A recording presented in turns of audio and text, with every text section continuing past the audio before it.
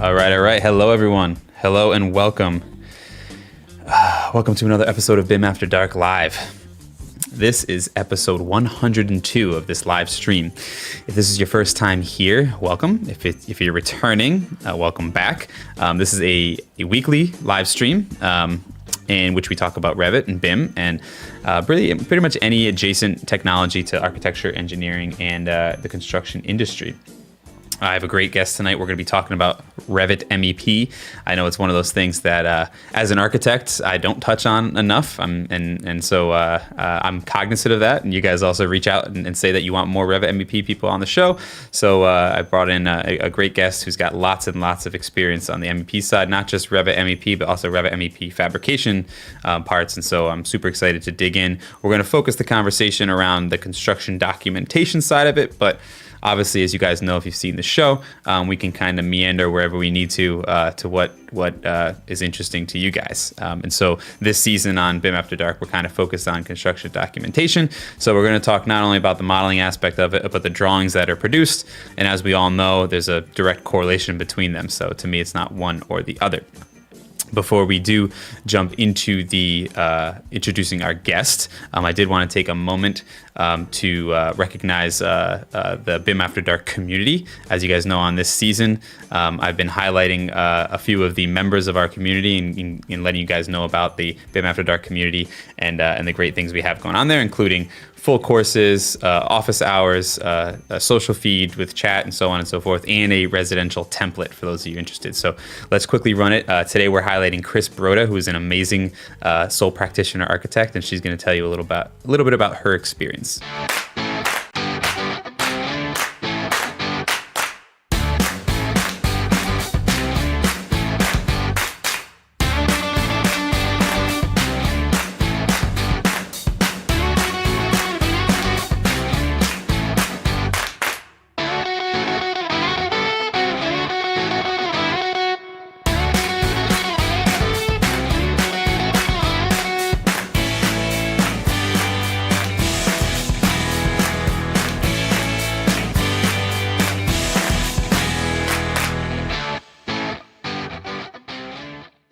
Hi, I'm Chris Broda, and I'm a member of the BIM After Dark community. Oh, that's it. That's all we need. That's more than enough to sniff out. So I knew early on that CAD was going to be the way to go. Yep. Then I did Revit, and I was, alone at sea in Revit world, as a single practitioner, and I became a big fan of your videos and it's so changed the way I even look at everything about how to practice. It made me want to join your community for sure. Yep. I thought, this guy's great, I got to join. And I was expecting to learn a lot about Revit, sort of patch the holes of where I was. But instead, I feel like I've learned about my career and I've learned about what it means to be an architect. And I have to say kudos to you and the community, because it has made me a better architect. I have improved my practice. I've improved everything. And it's so funny because I'm ready to retire. So for the last couple of years, I didn't really want to be an architect anymore. But also just everything with your community has given me that spark back.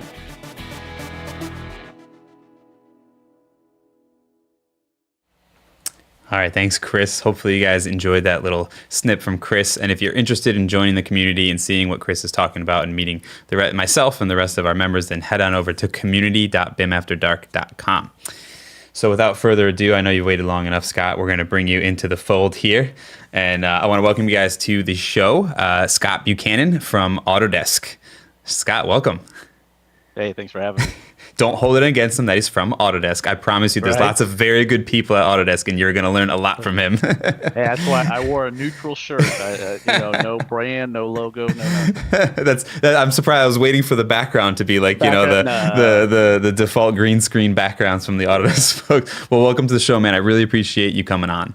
Thanks again. And full disclosure for everyone, there's no pressure on Scott, but Scott Davis, who's been on the show before, and he's actually going to be on this season as well, which is bizarre. I don't think I've ever had two Autodesk folks on in the same season before, but I sort of reached out and was asking for some MEP specialists who are also charismatic, and Scott Davis, your colleague, suggested you. So no pressure, but he said that you were not only MEP specialist, but you're also charismatic. So hopefully we find that out today.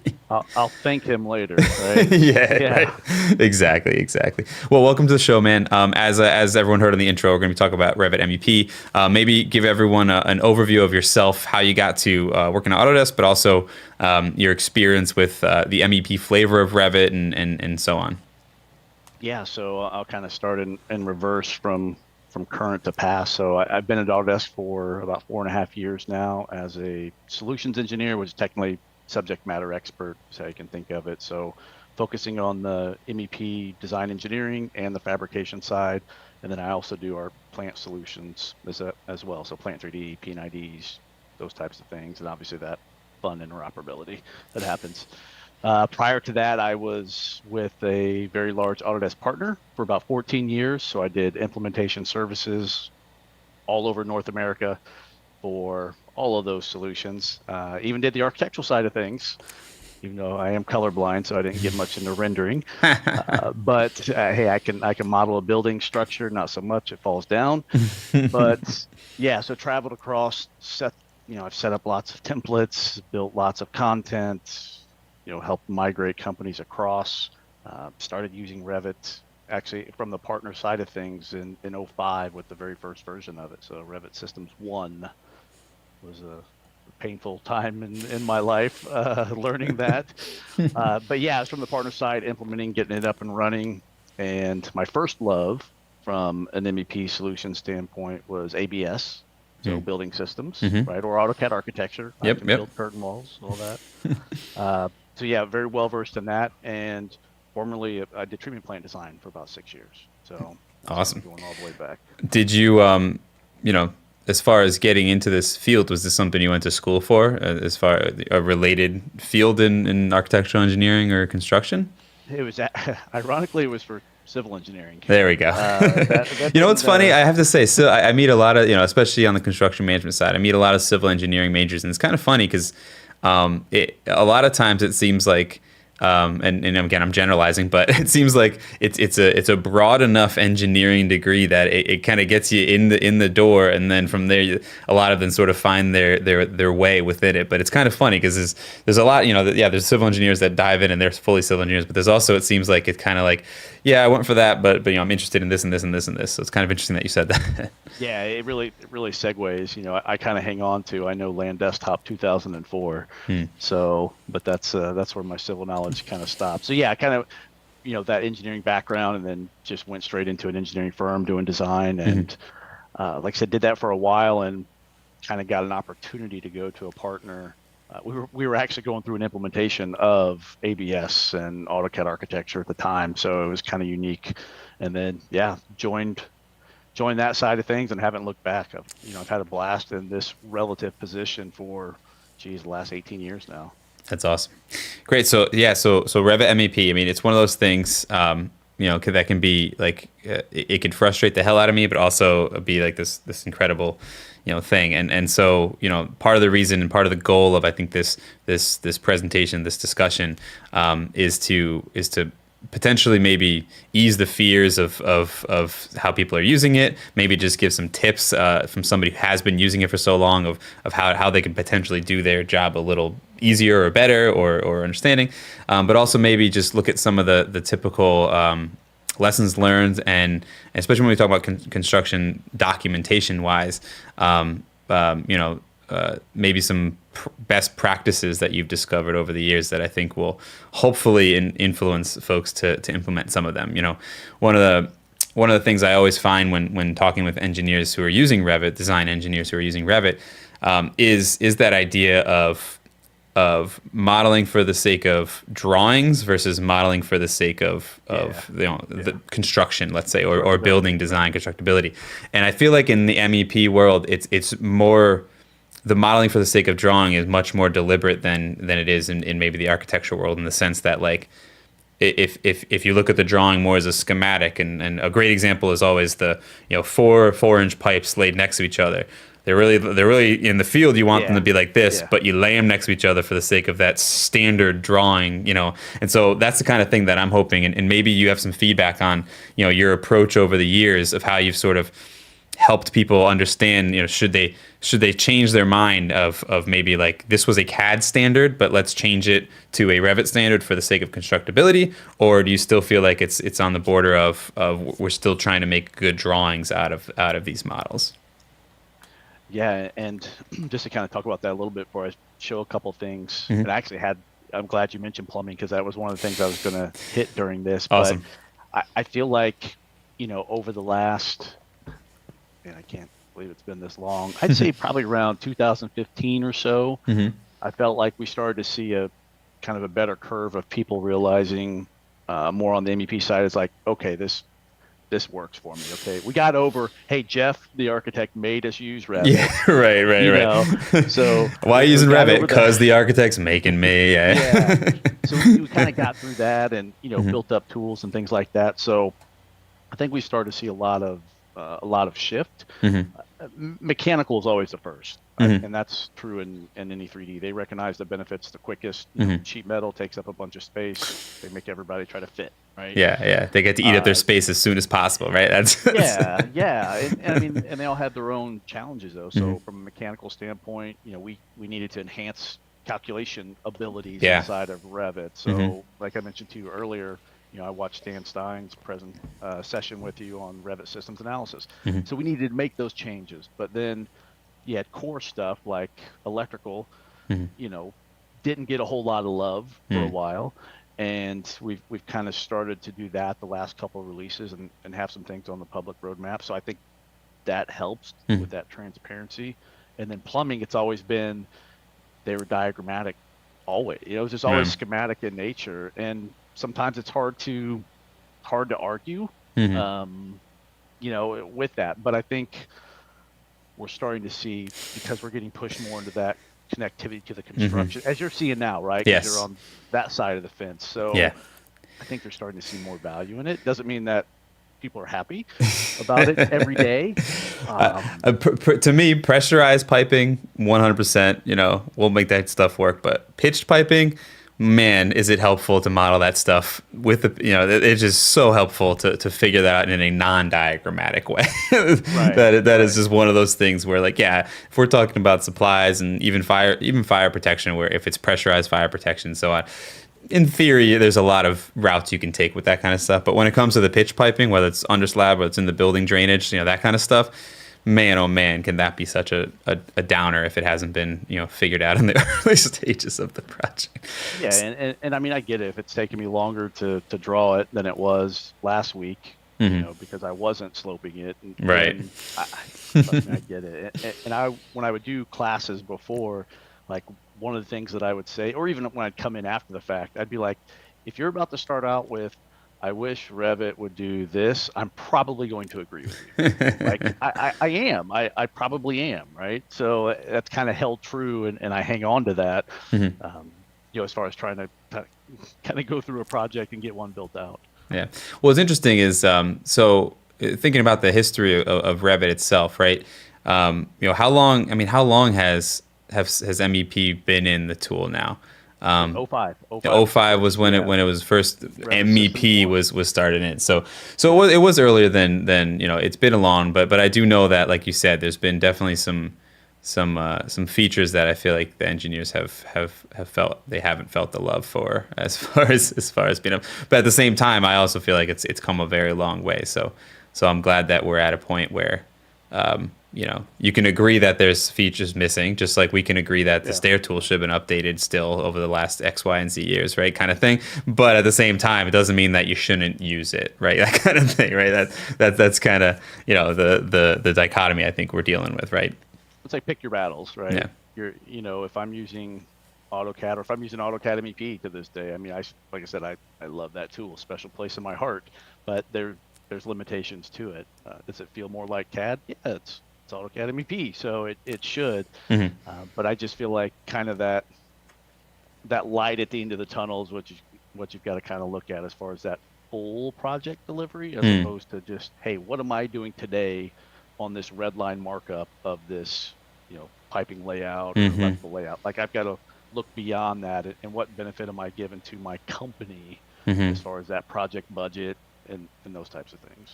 Do you feel like you're starting? I mean, in your role, you're probably meeting with a lot of different design teams in various different sectors and so on.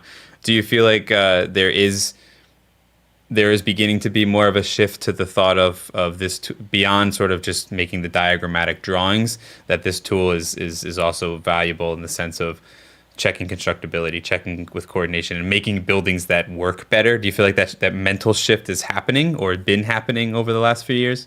Yeah, I definitely think it has. And, you talk about progression and things like that. I forget who I was talking to recently, but he said you can't think super far out as far as when things are going to get developed, because it wasn't a whole long time ago that Google didn't exist. Right. Like, it's not like that's been around forever, and look at the advances. YouTube was 2009, right? I mean, I think it's 2010, right? And look at where it is now, right? And so we know that's not going away. Obviously, Revit is not going away. Again, some days I want to click it, close the lid as well, just like the rest of us. But again, they're starting to reap more of those benefits from it, and we're starting to see a lot more, because I deal with not small companies, but kind of the mid-size and up is who I deal with, and I see a way higher percentage that have actually adopted. Yeah, no, and I agree. I think in my perspective too, it seems like there is a little bit of a shift happening in the sense of understanding the downstream value of it. It's always a hard sell on the design team, because you do the documents, they bid it, it's going, and then maybe the CA is dealing with it, right? And you're kind of like, let's move on to the next one. But I do think now there's even on that front, if you think about it that way, there's still going to be the person probably responding to RFIs and issues that come into the field anyways. So like, if I can eliminate those now, even, trying to think selfishly, what does that mean for them? But I do feel that too, which is great. I think there are still some that may be, using it because they're being forced to by X, Y, and Z reasons. But I do think that a lot of the design teams and the engineers seem to be adopting it, which is great. I could tell you on my end, I'm seeing better and better models every project that we do, which is great, right? I mean, there's outliers. Obviously, there's always gonna be outliers, but in general, as an average across the board, I think we're seeing better and better, better coordinated models systematically, right? Like you just said there. I think that's the key with systems, and especially is not just focusing on your task within your role within your discipline. It's remembering that it sits inside the whole building, and we have this tool that makes it very easy to see that, right? And so I think that's a great point, and I think it's a great way to roll into the documentation side and maybe talking about some of those things. So I think what we'll do maybe is we'll take a quick break, and when we get back, we'll jump into some Revit stuff, and we'll talk about some tips and tricks. We'll take some questions. So you guys remember, you're here live tonight at 9:21 p.m. Eastern time. Feel free to ask questions to Scott. We're going to jump into some tips and tricks for documentation, and I'm sure I'll ask some questions myself, and we'll see where the conversation goes. So with that, what I did want to do is also just mention one other person or one other company that has been supporting this live stream for quite some time, as well as this season, and that is BIMbox. So actually, you guys can see I have a nice new one right here. I'm doing a review video of the desktop and the laptops coming up on the channel, so keep an eye out for those. This live stream has been 100% run on a BIMbox for the last 3+ years. So you guys have already seen what it can do, because you've seen all my videos. but basically, it's a company that started by Buck Davis, who was on the show 3 years ago. Rest in peace, awesome dude. And wanted to build a company that designed PCs specifically for what we do, which is AEC technology users, and that's what they are. And so this is the Mech 16 laptop you're looking at right here, as well as the Striker 4. So definitely check out BIMbox. You can head on over to bimbox.bimafterdark.com and look out on the channel for a review of their incredibly awesome computers. I know one of the first things I always get asked is, what kind of computer should I get for Revit? And that's what I'm going to tell you right now is BIMbox, because I've been using them for 4 years and I absolutely love it. So, okay. Again, I'm going to check out for some questions in there, so I'll keep an eye on that. But Scott, let's jump into some Revit stuff. I know I kind of tried to tee you up with some ideas, and then I'll definitely be able to string off from that. But we'll kind of start with maybe some best practices or tips and tricks that you've seen over the last 15 years that you've been dealing with this discipline within the Revit realm, and how it relates to documentation.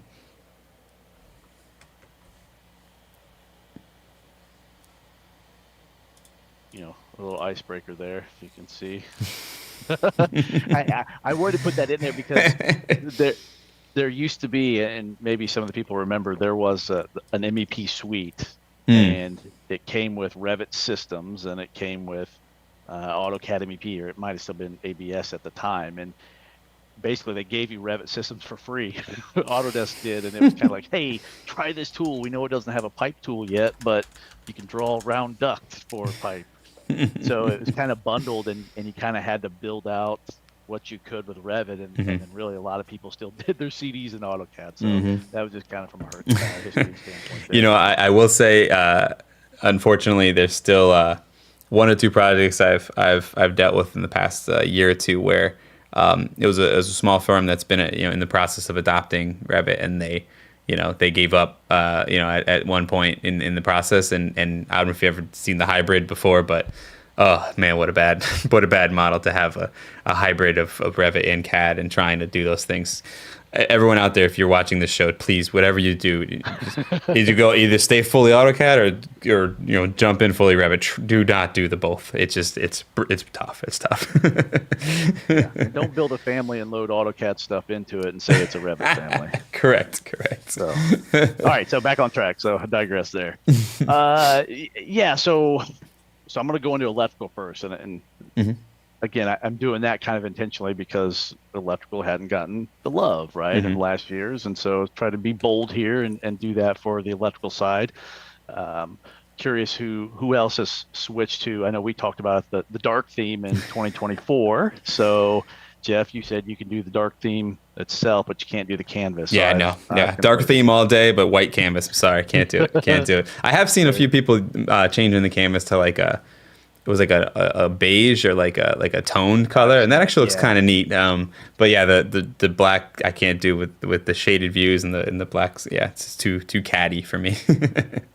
Well, I'll ask you that in a year. All right, Here we go. So one of the things I was going to show, and this is more for like creating the construction documents, right? Like maybe kind of a speed enhancement, and this really it works for really anything that we tag. So we're all kind of familiar with tagging, obviously. So I'm going to tag all these lights, select all instances in the view, and then I'm going to go to my tag all. And I'm going to ask you this, Jeff.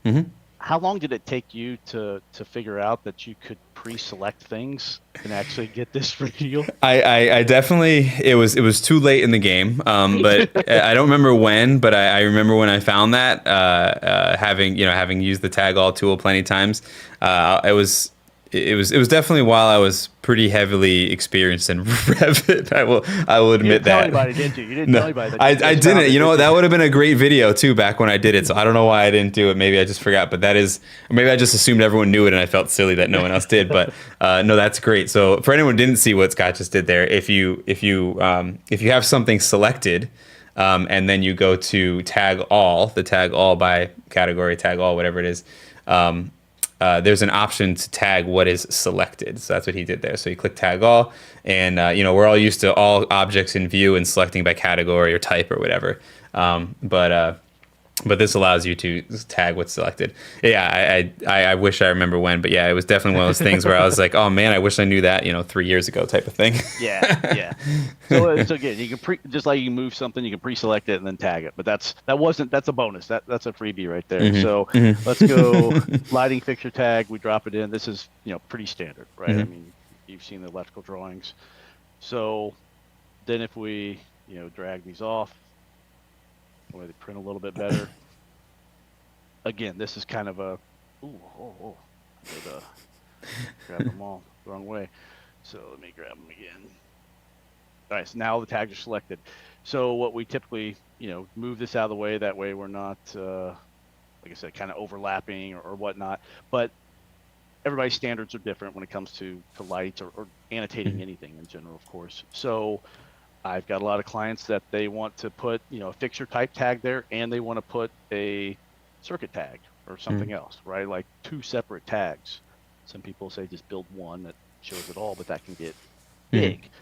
So a trick that I think I discovered in a hotel long ago when I was super bored is if you do those moves, like you can't copy tags. If you copy tags, it kind of freaks out and it's like, oh, you don't have a host. Like, I don't know what to tag. But I found if you hold control and then just drag the tags,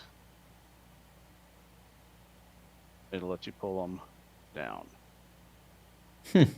And so now it's like, well, that's the same tag. That's not beneficial. It keeps them all selected.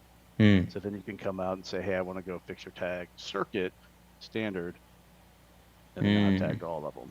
Nice. So it's like a drag copy by holding control, so it keeps it associated. It's moving the location, and then you're flipping the tag type. Well, that's pretty cool. And just your key is don't click out of it, right? Because then you deselected, and you got to go back through the selection process. So it was just kind of a quick way, and you do the ones all at once that are the same type and orientation. Obviously, a 2x2 is super easy. Right. But yeah, just from again, speeding up annotation, because it's about getting to those construction documents faster, and that's the advertisement with Revit is model all this stuff, put the effort in it so you can annotate it quicker. But yeah, that was a quick trick I wanted to show. Awesome. And Love then it. kind of staying on the electrical, this one I was kind of thinking about. Might be some slack on it. So for some true Revit users that might be on here from the electrical side, let's go grab some switches. There we go. Run the floor plan. So think about a switch system in Revit. Those that are familiar with it know that you can only assign one switch to lights. So it's going to have that ID, which is fine in this type of room or this type of layout. But 3-way switches, hey, I've got multiple switches that control the same amount of lights. You can't do it. We just can't do it. Go to Idea Station, the Revit Idea Station, post about it, vote it up, support 3-way, 4-way switching. Please do. But kind of standard, hey, how can I document this more effectively? This is all standard stuff as well. I'm not going to build it all the way out, but we do have that switch ID parameter inside of there. By default, it wants you to build a system, right? It wants you to create that. It wants you to grab these lights, create the system. That way it auto annotates it. We can see it right there. But again, kind of painful. So if we look at it from, just a parameter standpoint, and I am condensed here with the laptop, right? Having a switch ID actual parameter built that's attached to all the lighting devices. That way I can tag it that way instead. So that's going to give you flexibility to, you build that tag obviously to match that shared parameter. So that way when I fill it out, it would support me doing something like, this, right? And kind of having that designation and having it read that information, because natively it's not going to do it. So I kind of pre-built that one just to talk over it. But again, it's one of those things that I know it's a common tasks that we do and we need, and so just kind of a workaround and how you can still accomplish what you might do from a normal documentation standpoint. Yeah. So that was a shared parameter that you were using for that. Yeah, do it as a shared parameter, so that way you can build your tag. Obviously you need a shared parameter so you can tag it and then pull that value and place it where you need to. Now you're still trying to connect the systems. You just can't do it with the third switch. That's you can't do it. Yeah. You can't use the switch system, which most people don't. Like again, it gives you that benefit. You can come in, you can build it, and create it, but again, you're limited to one value. If you try to circuit that to another switch or connect it to another switch, it gets rid of the first one and goes with the second one that you use. Awesome. That's neat. There's a question here. It's a little off topic for the sense of annotation, but I kind of want to bring it up before it gets lost in the chat, because it is something that's always a debate when it comes to MEP systems, and that is, I think Jason might have asked it, is hosted versus face-based families, and dealing with especially with light fixtures, diffusers, etc. I think there's kind of people that live on either side of the fence for that, but And as far as what you've seen across the board, maybe what your opinion of sort of what's the best way to deal with it. And I guess I guess it's not a fully baked question because it also depends where the ceiling's living, where's all that stuff living. But just in general, what do you kind of see as the best bet for MEP designers as far as they're approaching whether it's a light fixture like you're just showing, even the power, the switch and the power, right? Those are wall hosted by default, out of the box. Obviously if you're dealing with links and so on. And so, I mean, what have you seen as far as the better practices for that, as far as the content's concerned? When I would walk through this in a training scenario, and then what I would kind of see most often is I was content putting face-based families in for electrical.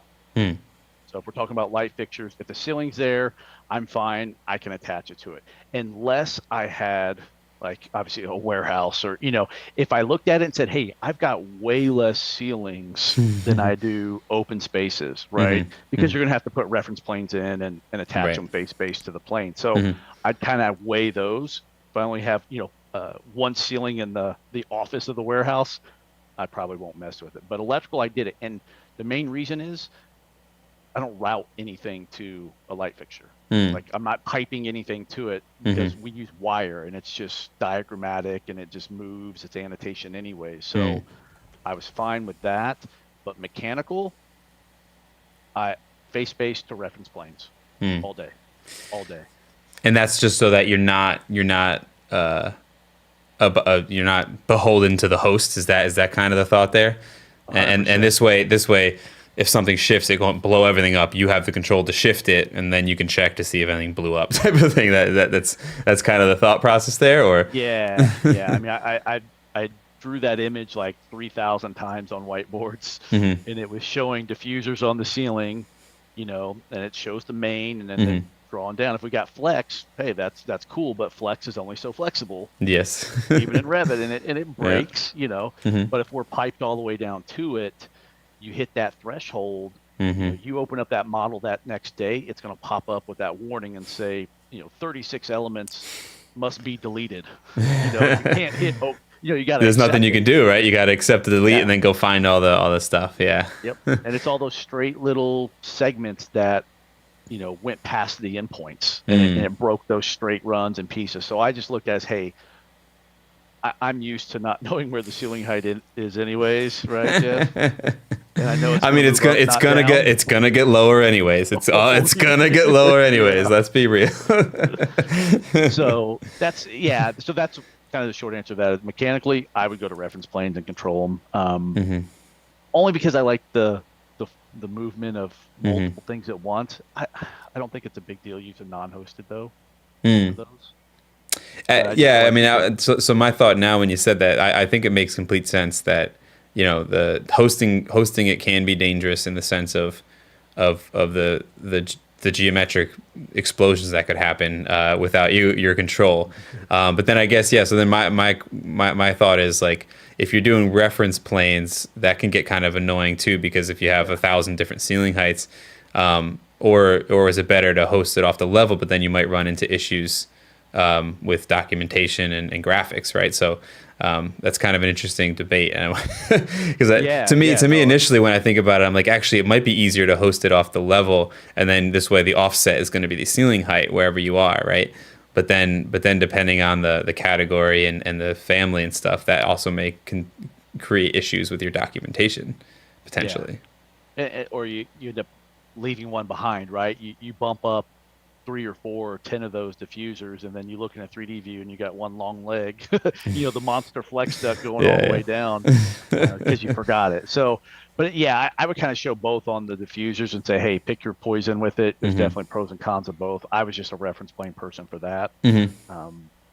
Plumbing fixtures, that's a tough one, man. That's because we have even less space, right? Yeah. So pipes breaking and all that kind of stuff. So.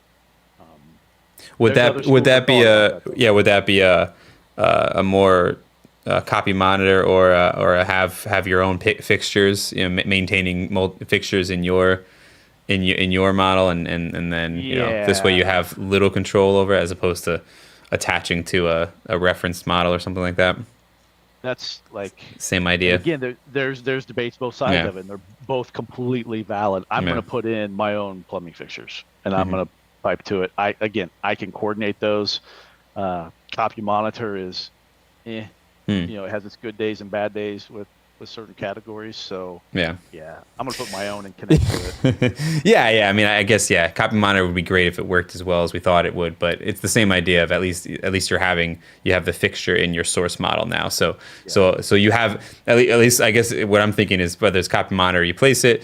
You have control when things move to say don't move it because it's going to blow it up, right? Because on copy monitor you can technically just ignore the instance, the coordination issue and go look at it instead of like saying that error where it says 36 things have blown up and all you can do is say okay and then everything blows up type of deal. So and it goes back to what you said earlier about people drawing things in the correct location, you know, graphically or constructability wise, right? So it kind of goes back to that. Some are still of the belief I'm not going to pipe all the way down to that fixture anyways, because I'll never forget, huge company, a senior level person came in and says, we're not going to connect to it because my people aren't plumbers. Like it is 100% going to be incorrect what they do. So we're just going to show a drop.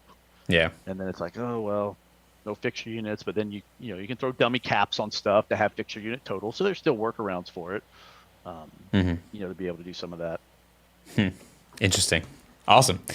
Yeah. So that was great. And it was a good question from Jason, who also said, he thought architects want highest ceilings possible. And yes, they usually do, and I usually do, but I'm just telling you the reality of the situation is ceilings are always going to go down because buildings aren't always designed to fit when the rubber meets the road. So I remember before I joined Turner, when I was on the AE side, when we were doing new builds, we would always start with like something ridiculous, like 16-foot floor to floors and like 12-foot ceilings, because we knew by the time the building got built, everything was just going to get compressed to what we really wanted, which was like the 13 or something like that. It is what it is, right? Awesome. I just kind of put it as do you want higher ceilings and 82-degrry rooms, or you want lower ceilings and 72-degree rooms? Right. Like that's what it boils down to, right? I love it. Awesome. All right, let's jump back in. So we did some cool stuff. We did some electrical notation stuff. We talked about some limitations of the switching, but some ways to overcome it with shared parameters. Yeah. So kind of along that same vein with more annotation, I'm gonna tag this, and it's gonna come in with just like a standard device tag, but I'm going to modify it to show something. So a GFI, let's say this thing is up at 42 inches. It's above counter. Not 42 feet. Nobody ever does that, right? I'll get to that in a minute. So bump that thing up. A lot of times we want to tag that kind of reads that, right, to kind of pull that value. So a lot of this I'm going to kind of, if any BIM managers are watching this, thinking about their content and families, I'm destroying families right now. But if I go into it, there is this offset or elevation from level. I can't remember when we added it. It hasn't been in there forever. You had to do some backdoor stuff to kind of get to this value.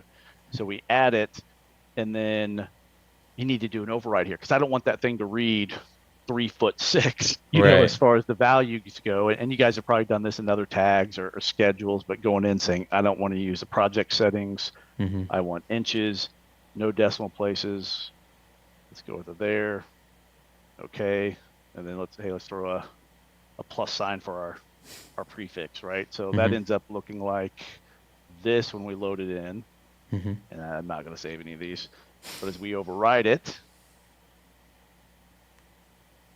we're going to end up with, again, a standard annotation that gets shown on a lot of those devices. And there's obviously advantages to it being a tag because I've got control. I can click this thing and move it wherever, as opposed to embedding it into the symbol, like where it's got like the GIFs. Yeah. Because then it's like now you got something else you can't move, right? It's the same with the switches, right? With the 3 and the 2, it's the same thing. Yep. No, I love that. That's awesome. So you just made a new tag and then you're pulling in the elevation from level, which is really cool. Yeah.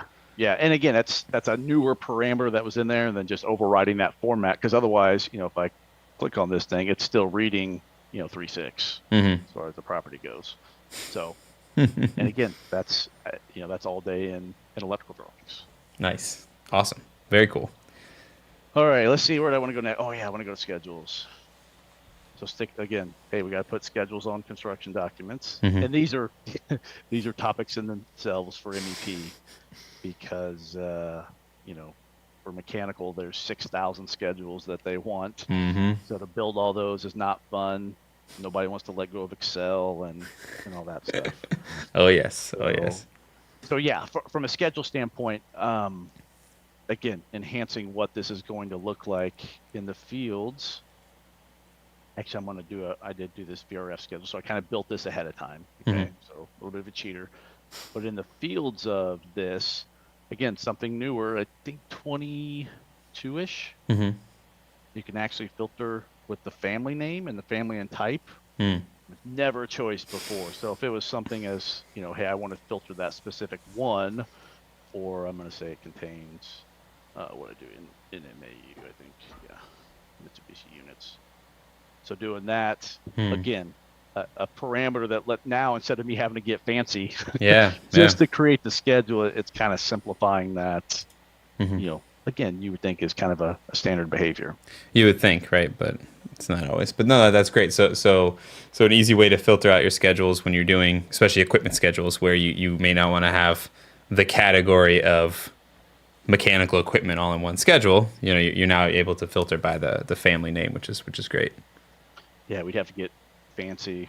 Yeah, we got a plumbing equipment category now. That kind of helped things a little bit. A little bit. Silly.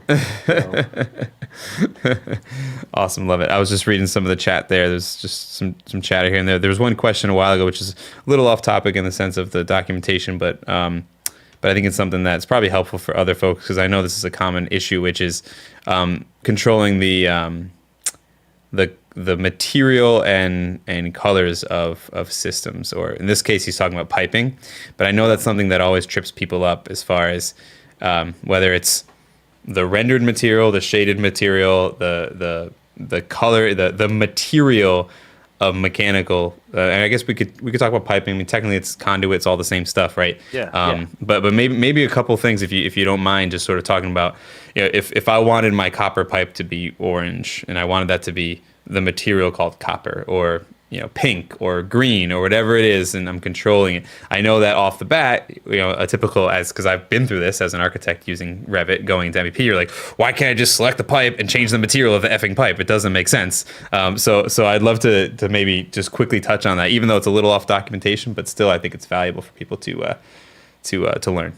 Yeah, and it's actually something that, so conduit, those are very unique surfaces or system families are running all over the place. So something we've actually been working on is better ways to color those surfaces. So from a roadmap standpoint, like if you take it into Navisworks, it's the same thing. Like all that color data doesn't come over there, and it's just a Revit thing. It's just it's frustrating. So yeah, you're really limited to kind of two areas, right? You got the pipe type, so based upon what that's going to define all the fittings and everything, but it doesn't get into material as from a render. It's not going to let me in a schedule. Let me go out of there.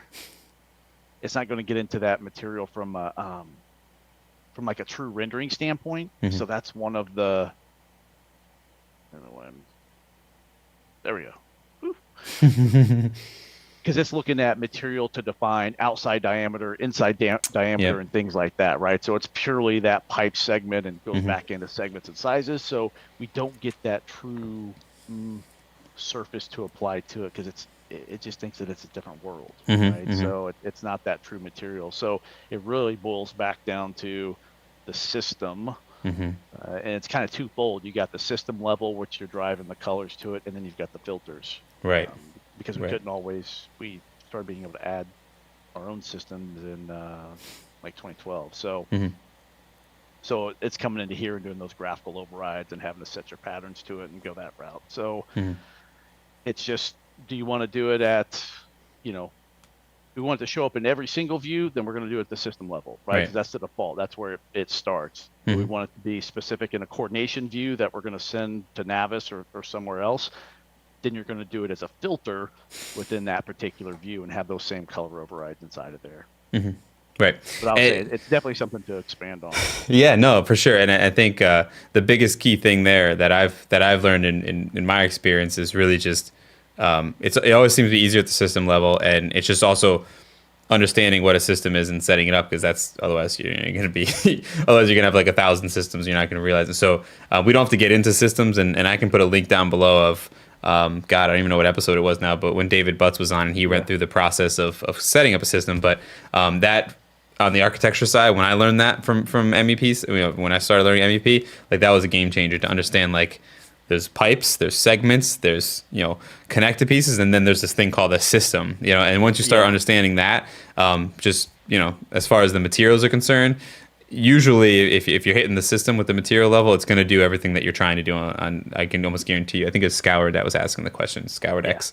And it's because then you're not even worried about segments and adapters and pieces, because as long as they're within that system, they're going to inherit that material. And I've always found that to be such an easier. And then, like you said, from there you can even use that system to drive a filter anyways. And if you wanted to change the color in the specific view, you could still modify it, but at least globally, your pipe, if you want it to be copper or whatever you want it to be, that system can inherit that material, that render, let's call it a rendered material for now. Yeah. And if anybody's on the line that does MEP on the fabrication side and using fabrication parts, they don't even know what that doesn't even know what a system is. So systems don't apply to those at this time. So you do have to handle all of its coloring through a filter defined. So yeah. Yes. No, I was just gonna say fabrication parts they're amazing in one hand, but they also can create a whole bunch of other things on the other hand once they're generated. But yes. It's a kind of double-edged sword with it, because you've got Revit pipe, you've got fab pipe or duct, and you want to be kind of similar, but they're not, because they have completely different intentions. So it's that feature parity is what can kind of bite you sometimes.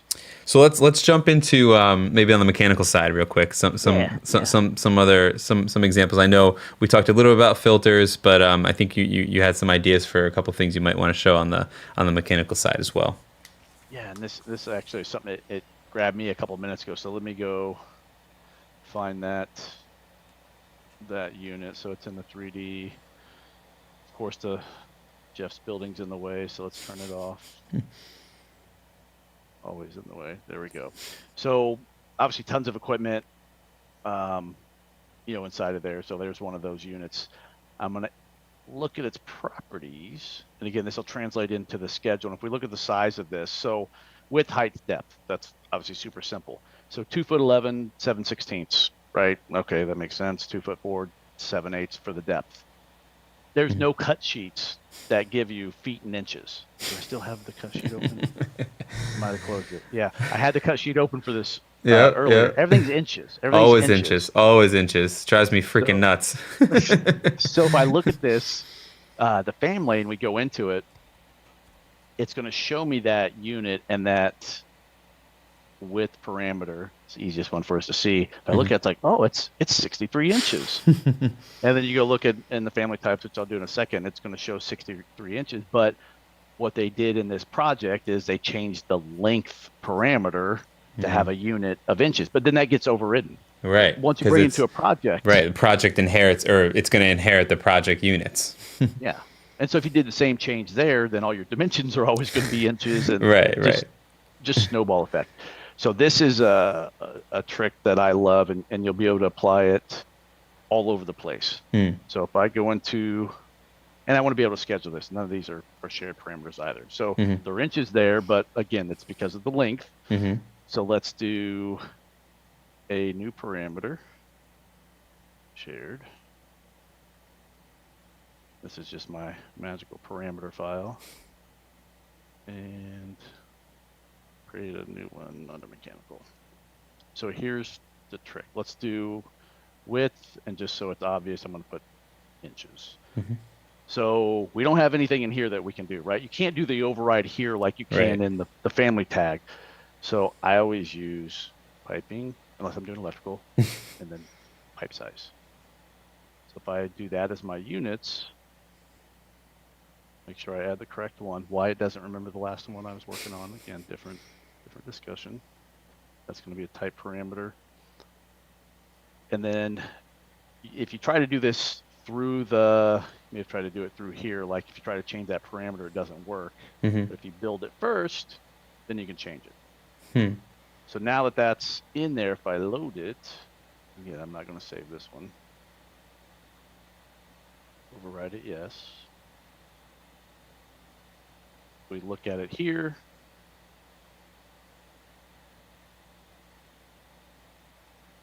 We're going to see inches. It's going to stay that inches. And so that's because you use the pipe size parameter type? Yeah. It's the only one that does that by Pipe size, default? Duct size is inches. Okay. The conduit has, I think, trade size. I think that's the name of it. But any of those size that are for like those particular categories, you can do an inch input. So even when I want to build, I hate to say architectural families. Right. You know, Casework or something like that or whatever, yeah.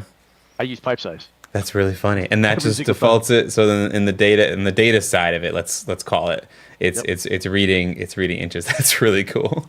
Yeah. So nothing will ever override that. So then back in, our schedule, we look at it. It's going to do the same thing. So width in inches. There's our 63. That's wild. That is wild. So pipe size, duct size, pretty much the size ones. There's a couple of those size ones they're gonna register inches. And that's really cool. Like this is the biggest one where you're going to use that. It's in a schedule, right? You're going to have a lot of those values you're pulling. So that way, if you're building valves, fittings, pipe accessories, duct accessories, none of that stuff is going to be in feet and inches. So use pipe size for everything. Yeah. No, that's great, especially when you're checking submittals and stuff. I mean, that's all the time. All the time we see that. I was just doing it 2 days ago. I had submittals. I had to check a couple switchgear and transformers in a project that we were getting ready to build, and it was I remember everything was 76 inches, 92 inches, and I have the schedules open, and I'm like, God damn it. I gotta do the math in my head, or like I said, it's like building if you're building something that says 78.5 inches or 78 and 3/16. Yeah. I guess we could always just use metric, instead, but whatever. Whoa. Awesome, man. No, great tip. Cool. All right, I'll check the chat. You keep going, man. This is great. Yeah, keep that rolling. So I'll switch over to some more, basically kind of like what you talked about earlier on the plumbing side, kind of that reality versus making a drawing look good. So a couple of them would be, I do this one a lot from, I got some cold water piping. I didn't build this model, just FYI. So look at this, hey, that looks wonderful. That's beautiful right there. Well, for one, that's Kohler for you. I was gonna say that looks like a CAD import to me. That's a good old Kohler plumbing fixture there. So that surprised me. But yeah, if we look at all this, that's a huge problem. Like I can't argue that. And we do have. If you go into the mechanical settings, we've got some controls for that type of stuff. So those are. Pipe settings, pipe fitting, annotation size. You can kind of play with that. Rise and drops, you can play with that. So you can get it a little better here. Do a couple of these. And it's going to do the math, of course, based on the view. So it's like, okay, maybe that would look better if I wasn't so close together, which is what you talked about, right? Yeah, the whole reality, put it here instead of there. So here's what we would do a lot of. Like, I can't get around this. Besides saying, "Hey, switch it to double line," then problems are solved. But nobody wants to hear that. So what we would do is, from a filter standpoint, I'm going to do enlarged plans. That was one of the first things I would always tell people on the plumbing side is you are going to have more sheets. Well, the first question I'd ask is, do you separate out like sanitary and domestic systems? And they'd say, no, we show them all together. I'm like, well, you're going to start splitting them. Right. Yeah. You have to. Yeah. And then it kind of feeds into this and saying, okay, you're going to have more enlarged plans. You're going to have more sections, more cuts, more ISOs, that type of stuff. 100%. And so what I look at doing is saying, hey, this is never going to print good, like flat out. So what I end up doing is going in and saying, and I'm just being generic with this. I'm always super literal with stuff. Clicking comments. Enlarged. Right? Not that you would use that text value, but we get that. Enlarged. So what's that going to do for me? I already said we're going to do an enlarged plan. right? We'd end up creating one. Everybody's done enlarged plans. There we go, call out rectangle. But it's not going to, of course I've got them turned off in this view, but it's not going to like mask out anything automatically for me. So, okay, I get that. So if we go into filters and we create ourselves more of a presentation type filter, that's not a thing. That's just a made up name. I just gave that. But we did plumbing, enlarged. Again, it's for, literal. Let's go domestic, enlarged. That needs to apply to all those categories. So accessories, fittings, insulation, if we turned it on, probably not ever using placeholders. Systems, don't care about that. That's irrelevant for this. So based upon those, I'm going to filter by comments equals enlarged. So we've got that created. We add that. I just turned it off. Right? So I'm not going to show that. Most would have a standard like annotation symbol put there, see enlarged plan. Or you're going to see or for continuation, see enlarged plan. And you're going to have the racetrack around there anyways. Like I said, I just have it turned off somewhere down in there, right? So it's giving that more clean appearance. And then here, I know I'm going to have that bigger scale that's, 1/4 inch, half inch, whatever it needs to be. I'm going to blow that thing up. Right. Kind of approach it that way. Yeah, and I think also just the tip of understanding that you're going to have more views, and and you have to approach it a little differently is also a huge tip. I think, and this is not just MEP, this is architecture as well. Like it's always especially when you're adopting something new, it's I mean, we still deal with the struggle of trying to maintain CAD standards and drafting standards, and it's like one of those things where one of the things I like to say is like, I got a new iPhone, right? It's a USB-C now, so I can't force the old Thunderbolts into there anymore, right? It's just I can't do it, right? So at some point in time, you have to modify some of your typical processes to use the new technology, right? And that's a perfect example, domestic and versus sanitary, as well as like there's no reason why you can't do, like you're saying, 3D axons, sections, like other it's all there to be able to make those drawings and be able to again make it so that you understand what's happening in that model. I think it's a little bit easier now because before it was, hey, your sheet count's going to go up. So people like, oh, I got to less more. Printing, right? Less printing now. So, but now we are heavy digital, right?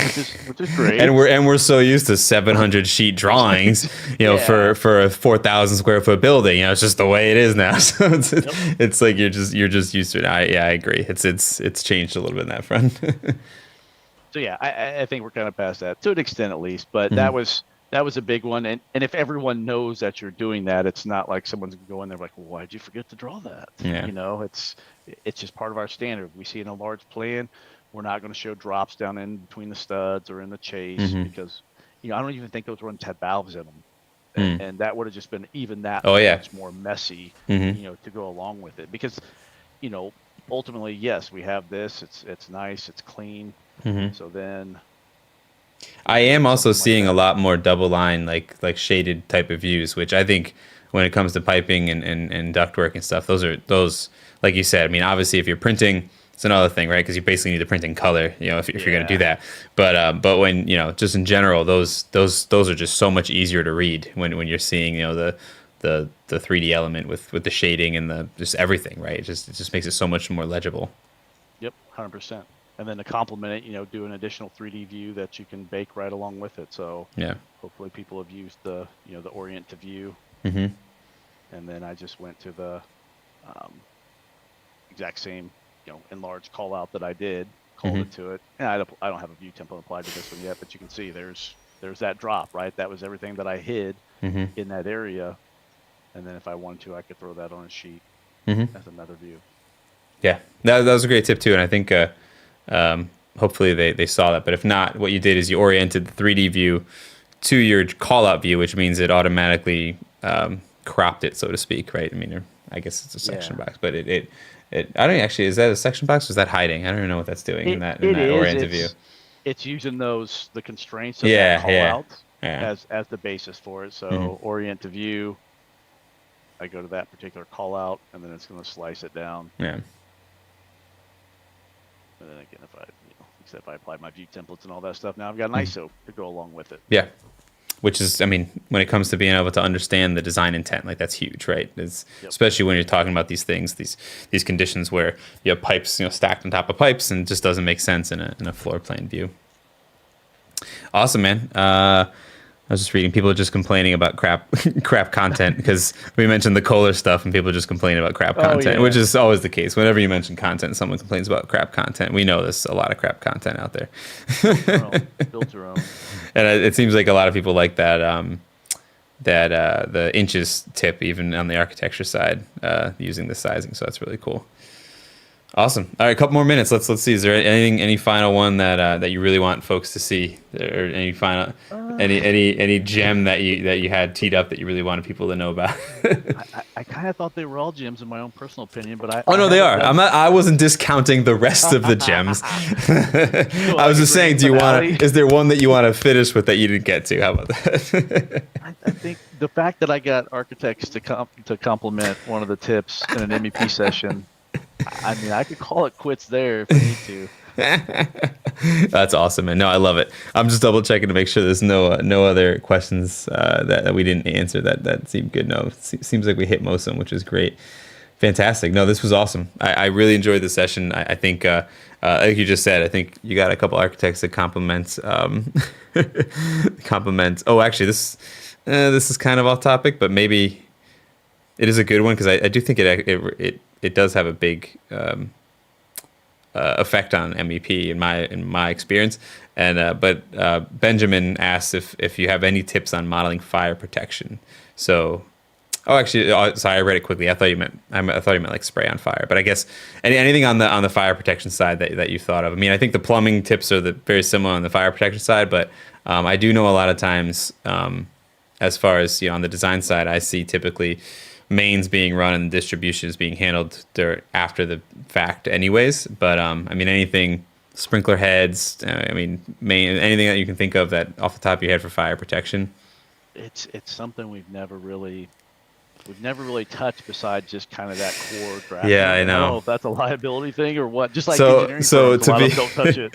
So one thing I will tell you, and I get it, right? And for the most part, that's why it seems like on the design side, it ends up being mostly, like I said, the mains and just using piping and systems. And a lot of that is kind of design assist or design delegation out on the subcontractor side. It usually ends up picking up. But I will tell you personally, on the subcontractor side, what hurts me is because it's lacking in the Revit side, they're relying on these plugins and tools like HydroSprink and AutoSprink, and as great as they are for what they do, they're awful for interoperability.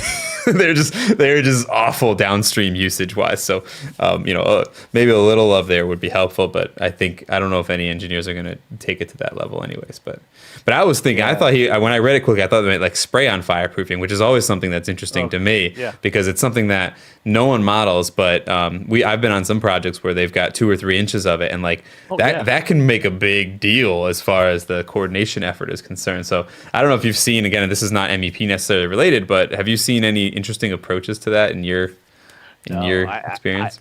I've always thought about it, but I've never encountered anyone showing it because they're like, hey, throw this in the spec, right? This is a spec thing. It's true. It's so true. It's so true. We handle it a few different ways. Sometimes we'll do thresholds of a threshold with the clash detection itself and try and do like a positive threshold or whatever. We have had some where we'll put in like a beefier beam, so we'll basically duplicate in place and then beef up the beam or whatever it is and that kind of stuff. Or we've just modeled in place some areas where we know it's important. But yeah, that's an interesting one that I don't think anyone's really solved. But no one's. It's also like kind of like the sprinkler where it's yeah. Because you're gonna have angle, beams on angle, all that kind of stuff. So you're gonna have to model almost like if they were masses and doing like wall by face on that stuff and get it to stick to We've gone down that road a couple times on projects and every time it's always like, this is just, is it worth the amount of effort that we're putting into trying to make this? And then you're also like, is it even accurate to the point where it's doing what it's supposed to, kind of thing. But yeah, it's definitely something that's always been interesting. It's kind of like, it's like pipe insulation or duct insulation, almost like why can't the beams have an insulation type of tool, and that's it, that's all it is, right? Click it, add 2 inches of fireproofing, goes around it, and it's good to go. Revit Idea Station. Yes. Awesome. Well, Scott, I really appreciate this. This was super fun. I think we had some good engagement in the chat. I think there's some awesome tips on here. I appreciate the tips, so I'm sure that the rest of the audience does. So, and I appreciate you coming on. I think you did Scott Davis proud as far as saying that you're charismatic and knew your MEP stuff. So I think he was right in that sense. So when he comes back on here, you can go in the chat and heckle him and see if he's as charismatic as you were. Awesome. Well, thank you so much. Any final words before we head out?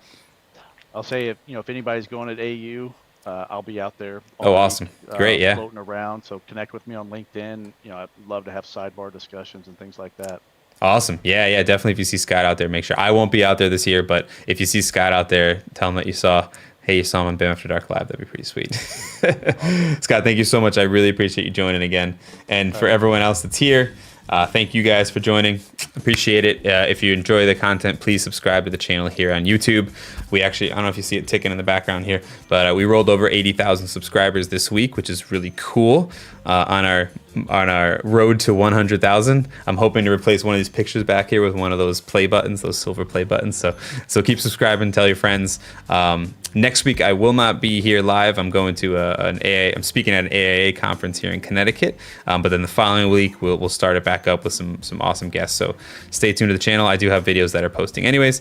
Thank you to BIMbox for supporting it. And of course, if you're interested in learning more about the community, head on over to community.bimafterdark.com. With that, I want to bid you all adieu. Thank you very much.